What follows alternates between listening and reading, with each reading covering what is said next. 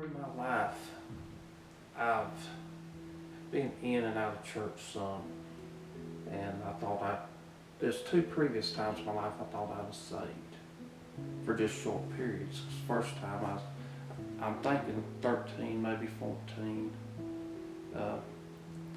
There's a person, they had good intentions. They'd asked me, did I want to be saved? And I told them, yeah.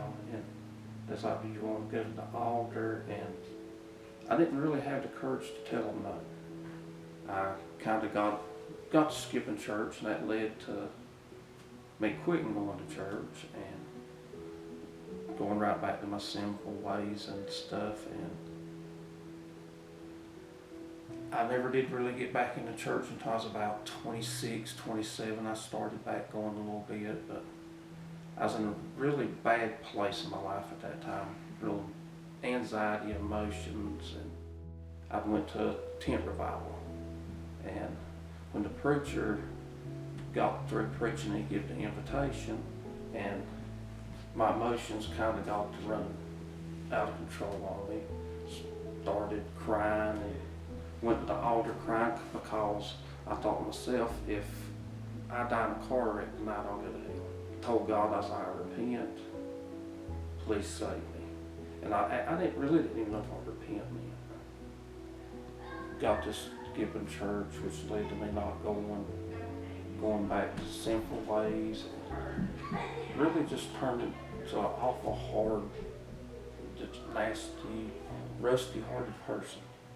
If people want to talk to me about God, invite me to church, I would talk to them, but kind of ignore them at the same time. And just want them to hurry up and get away from me, not talk to me about it. I developed the attitude that I was such a bad person, God wouldn't save me.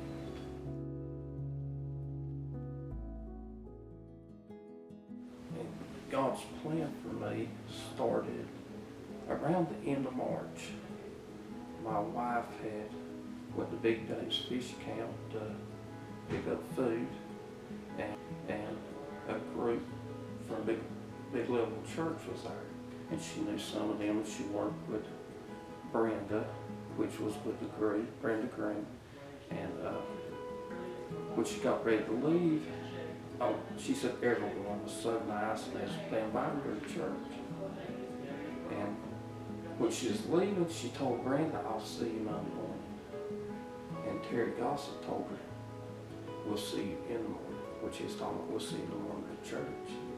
Well, she come home and was telling me about seeing the church group and how nice everybody was. She's like, you won't go to church anymore. And so we started coming to church, but after about the third, fourth, fifth time, I noticed I started to get hooked. I loved hearing the preacher song preach. The way he was preaching and explaining things, it was hitting home to me. I was starting to understand stuff that I never understood.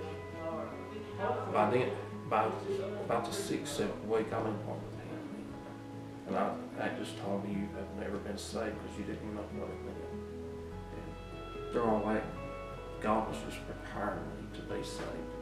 And God used this thing that I used for so much evil and sin to help me.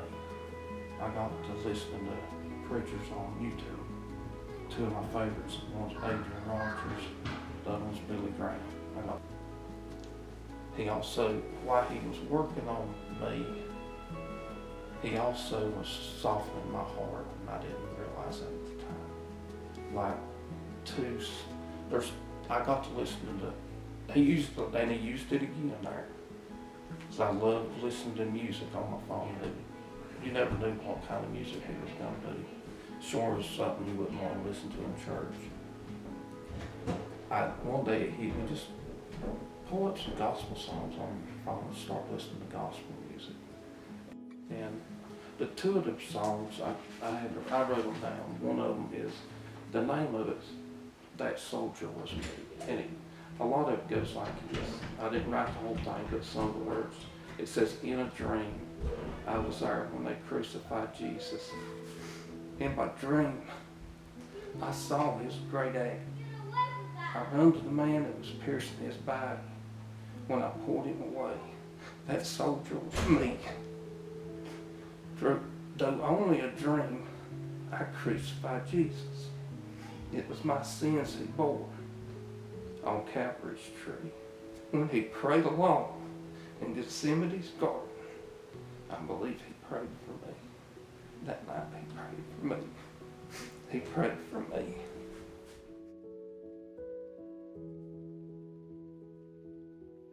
It was August the 31st, and God put me under conviction that day.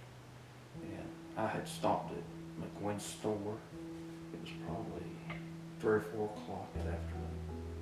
And I seen one of my dad's old friends there, and me and him got talking, and he told me about, he just told me about his testimony, about thinking he was saved, and he wasn't. And he said, I'd like telling people about me getting saved. I left there that day before, I left McWilliams before I got to top of Green River Hill. God was talking to me. So I drove down across the road to my little pond, and I sat down there and I started listening to gospel music. And right before I went to the pond, my brother had called me and told me I need to park at your stand across the road, which is at my pond. He's like, man, the preacher's got to go to Tennessee. Miss Rhonda Gossett's up there, and she's having some trouble.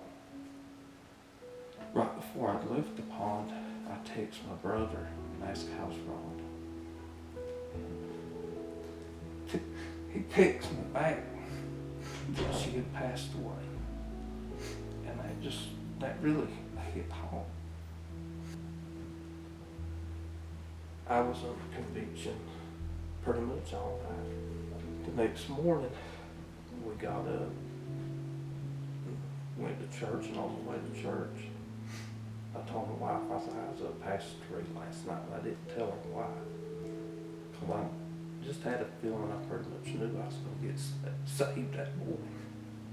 And when he gave the invitation, I had a piece of gum in my mouth.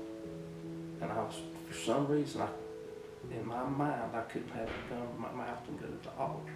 And I was trying to get it out of my mouth, trying to wrap it in paper and stick it back in my pocket. And I remember starting to get up. And it was like I just got pushed on up. Between me standing up and getting to the altar, to this day, I can remember none of that. When I kind of come back to my senses, I was like, what do I do? And it's like God's like, just get down on your knees and do what you've been thinking about and you was up for hours last night thinking about. You know what to do, you just need to do it. And that was God's plan for me, and it started with